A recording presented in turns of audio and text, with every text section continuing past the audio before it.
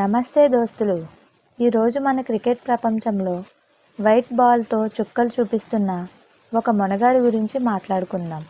ఆయనే మన Jos Buttler. అసలు ఇంగ్లాండ్ క్రికెట్ చరిత్రలోనే వన్డేలో టీ20లో ఇతను పెద్ద తోపు. మనోడు కొట్టబడిందంటే బంతి బౌండరీ అవతల పడాల్సిందే. బట్లర్ సాబ్ 1990 సెప్టెంబరు 8న ఇంగ్లాండ్లోని సోమర్సెట్లో పుట్టిండు. చిన్నప్పటి నుంచే క్రికెట్ అంటే గెంత పిచ్చి ఉండే. 13 ఏండ్లకే బ్యాట్ పట్టి అండర్-13, 15, 17 టీమ్స్లో ఇరగదీసిండు.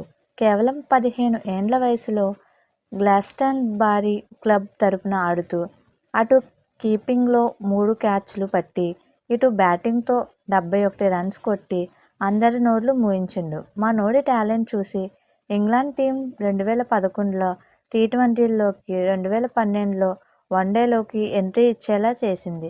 ఇక 2014లో టెస్ట్లో అడుగుపెట్టి రఫ్ ఆడించిండు. 2019 వరల్డ్ కప్ గుర్తించింది కదా.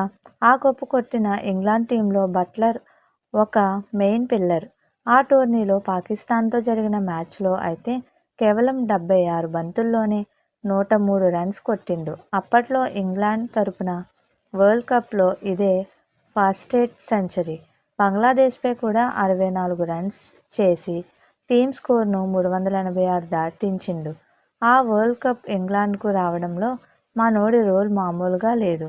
ఇక మన ఐపీఎల్ విషయానికొస్తే 2018లో రాజస్థాన్ రాయల్స్ మనోడిని 4.4 కోట్లకు కొన్నది.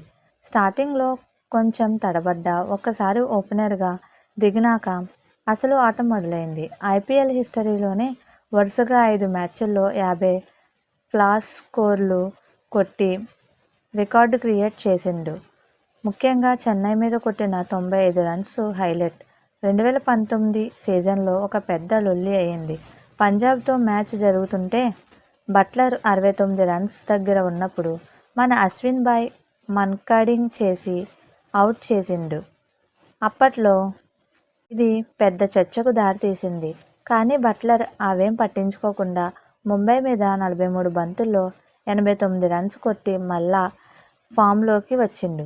అసలు సిసలైన విశ్వరూపం 2022 ఐపీఎల్లో చూపించిండు. ఆ సీజన్ మొత్తం బట్లర్ నామస్మరణే. ఏకంగా 15వ సీజన్లో ప్లేయర్ ఆఫ్ ది సిరీస్ అవార్డుతో పాటు ఆరెంజ్ క్యాప్ కూడా ఎగరేసుకుపోయిండు. చూశారు కదా దోస్తులు, బట్లర్ బ్యాటింగ్ అంటేనే ఒక ఎంటర్టైన్మెంట్. ప్రస్తుతం ఇంగ్లాండ్ వైట్ బాల్ టీంకి కెప్టెన్, వైస్ కెప్టెన్గా ఉంటూ ప్రపంచ క్రికెట్ను ఏలుతున్నాడు. ఈ వీడియో మీకు నచ్చితే లైక్ కొట్టండి, షేర్ చేయండి. మన ఛానల్ని సబ్స్క్రైబ్ చేయడం మర్చిపోకండి. మళ్ళీ ఇంకో క్రికెటర్ కథతో కలుద్దాం. సెలవు.